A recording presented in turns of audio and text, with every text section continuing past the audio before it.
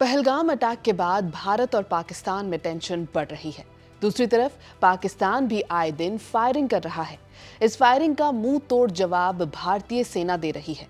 लेकिन गर्मा गर्मी अचानक बढ़ ना जाए, इससे डरते हुए जम्मू कश्मीर के गांव वासियों ने बंकर्स तैयार करने शुरू कर दिए हैं। ये विलेजेस लाइन ऑफ कंट्रोल के पास रहते हैं। इन अंडरग्राउंड बंकर्स को साफ किया जा रहा है और जरूरत का सामान अंदर रखा जा रहा है।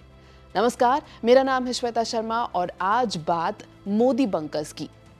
एलओसी के साथ लगे गांव के रहने वाले तैयारी कर रहे हैं। पुंछ के सलोत्री और करमारा गांव के लोग पुराने बंकर्स साफ कर रहे हैं और जरूरी चीजें इन बंकर्स में रखी जा रही हैं।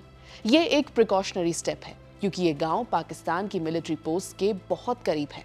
बढ़ती टेंशन के बीच कम डिस्टेंस इन गांव वालों को और भी डरा रहा है।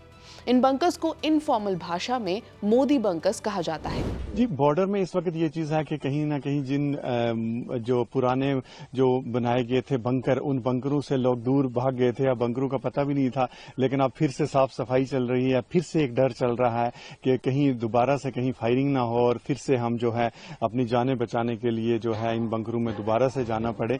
तो ये एक कहीं ना कहीं एक डर का माहौल जो है वो जरूर है, लेकिन एक उम्मीद है कि अभी भी जो है अमन कायम रहेगा और जो है इस पूरे सिनेरियो में जो हालात चल रहे हैं इनका कुछ बेहतर हल होगा। एक और विलेजर ने बताया कि पहले भी पाकिस्तान सीजफायर वायलेशन करता था, तो फायरिंग के दौरान इन बंकर्स में लोग शरण ले लेते थे। आज फिर से ये किसी ढाल से कम नहीं है। गवर्नमेंट के साथ है, हमें कोई भी किसी किस्म का कोई अगर हमारी सरकार करेगी तो हम उनके साथ बिल्कुल तैयार हैं। तो ये जो हमारा गाँव है बिल्कुल बॉर्डर के करीब है, तो हमें इस चीज की बड़ी दुख महसूस हो रहा है कि जो ये काम हुआ है ये गलत हुआ है। तो हम अपनी फौज के साथ, अपनी एडमिनिस्ट्रेशन के साथ हैं। जब भी हमारी जरूरत पड़ेगी इंशाल्लाह हम बिल्कुल अपनी जान देने के लिए भी तैयार हैं। तो ये गवर्नमेंट ने हमें बंकर दिया है, इसके हमें बहुत बड़े फायदे हैं। पहले भी शेलिंग होती थी, यहाँ ये बॉर्डर का एरिया है तो उसमें हम रहते थे, लेकिन हमें आज भी हमने जब से ये हम घटना हुई है उसके बाद हमने अपने मोर्चों को तैयार कर लिया है, बिस्तर वगैरह डाल दिए हैं। जब भी कोई ऐसी किस्म का कोई होगा तो हमें इसमें अपने बच्चों को और पड़ोस वाले दाएं बाएं जो मिल के रह सकते हैं। तो लास्ट गांव है, ये बिल्कुल लास्ट गांव है सर। इस गांव को कहते हैं खड़ी करमाड़ा, बिल्कुल एलओसी के करीब है ये। तो इसलिए हम हिंदुस्तान गवर्नमेंट के भी मशकूर हैं जिन्होंने हमें ये वक्त पे पहले मोर्चे दिए थे। तो मैं माजरत चाहता हूँ। लेकिन बंकर्स को मोदी बंकर्स ही क्यों कहा जाता है? आपको बता दें कि इन अंडरग्राउंड बंकर्स को इनफॉर्मल तौर पर मोदी बंकर्स बोला जाता है प्रधानमंत्री नरेंद्र मोदी के नाम पर।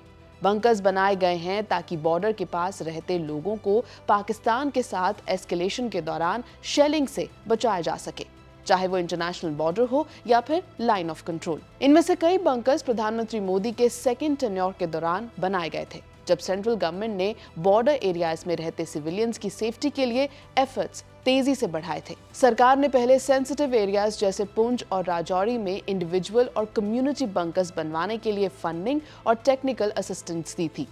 2021 में 8000 अंडरग्राउंड बंकर्स कंस्ट्रक्ट किए गए थे।